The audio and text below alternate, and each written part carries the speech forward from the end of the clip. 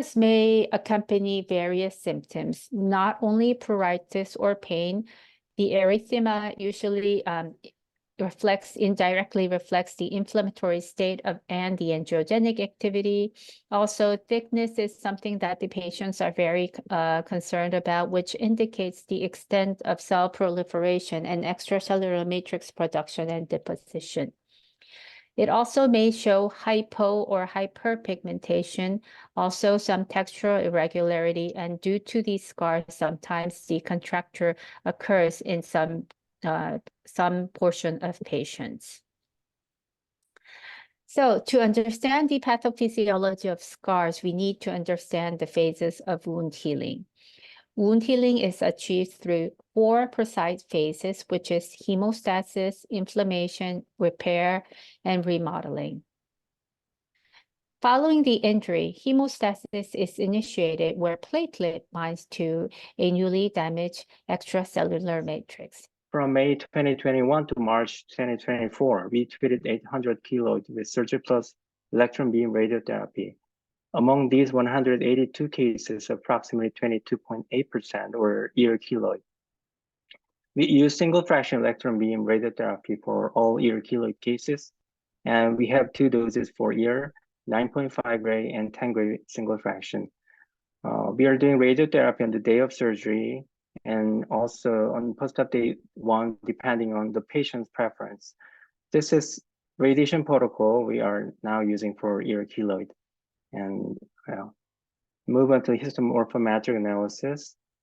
The study published in 2015 by our group shows 3 distinct collagen architectures of keloid. This schematic illustration shows the outermost keloidal collagen, intermediate organizing collagen, and innermost proliferating core collagen.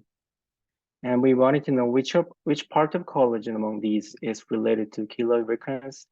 And we conducted another study in 2018 and confirmed that remnant keloid tissue at the resection margin, especially at the proliferating core collagen, is related to keloid recurrence. So in human skin regeneration is possible, especially in fetal wound healing, because no one is born with scars. Fetal wound healing have 3 characteristics. First one is reduced inflammatory cytokine and minimal mechanical forces and augmented stem cells. For the keloid formation, mechanical force is important point. As you know, keloids are more common in regions with high mechanical forces, and piercing and weight and friction eventually lead to recalcitrant keloid. And this kind of mechanical forces is related with the MAPK pathway and stimulate cell proliferation.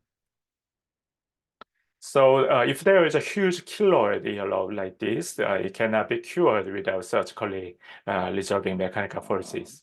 The recurrent cases are not huge. That's why I do not use steroid injection that much. The second reason is that if the recurrent cases, if I do injection too early, like 1 month later, immediately after I notice the recurrence, that makes it worse. In my opinion, it usually makes it worse than it helps it. So I recommend you inject steroid injections later than at least 3 months. So I think delay the steroid injections as late as possible is a good way to leading to a successful treatment in the long-term follow-up period.